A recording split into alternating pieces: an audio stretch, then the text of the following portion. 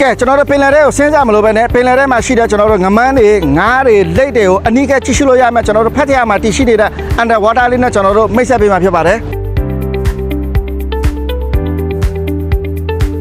အခုဒါကျွန်တော်တို့အဝင်ပေါက်မှာဆိုရင်ကျတော့ကျွန်တော်တို့မှာတစ်ကမ္ဘာလုံးနဲ့ဆိုင်တဲ့ကျွန်တော်တို့အကောင်ပလောင်တွေပေါ့နော်ဒီထဲမှာ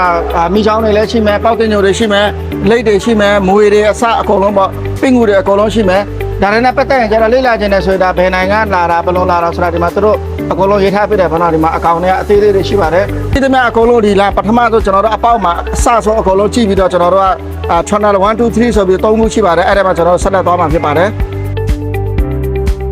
အခုတော့ကျွန်တော်တို့ဒါတက်ငွမ်းကိုရောက်နေပါတော့ဒီမှာကျတော့ကျွန်တော်တို့ပင်လယ်ထဲမှာရှိတဲ့ငါးအသေးမျိုးစုံကိုကျွန်တော်တို့ကြည့်လဲမှာဖြစ်ပါတယ်အမွေလိုငါးတွေနဲ့ပတ်သက်ပြီးရင်အသေးစိတ်သိချင်တယ်ဆိုရင်ကျတော့ဒီမှာသူတို့ရေးပြီးပြောထားပေးပါတယ်ဒီမှာတလန်းလုံးမှာသူတို့ကတ်ထားပေးပါတယ်ဒီမှာကိုကဖက်ကြည့်ရှုလို့ရတယ်ပေါ့နော်ဘယ်ငါးဘယ်အမျိုးအစားလဲဆိုတာကို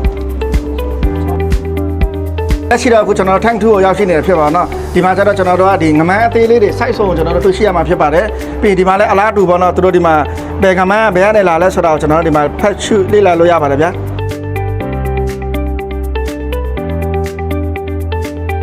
အခုကျွန်တော်တို့ဒါကျွန်တော် tank 3ကိုရောက်နေပါတော့ဒီမှာတော့ကျွန်တော်တို့ရေချိုငါးတွေဖြစ်ပါတယ်ရေချိုငါးတွေလည်းကျွန်တော်တို့ဒီ6ပေလောက်ကျွန်တော်တို့အရက်မောင်းလောက်ရှိတဲ့ငါးတွေလည်းရှိတယ်ပေါ့နော်အချင်းချင်းတော့ပင်လယ်ထဲကငါးဘယ်လောက်ကြီးလဲဆိုတာပေါ့နော်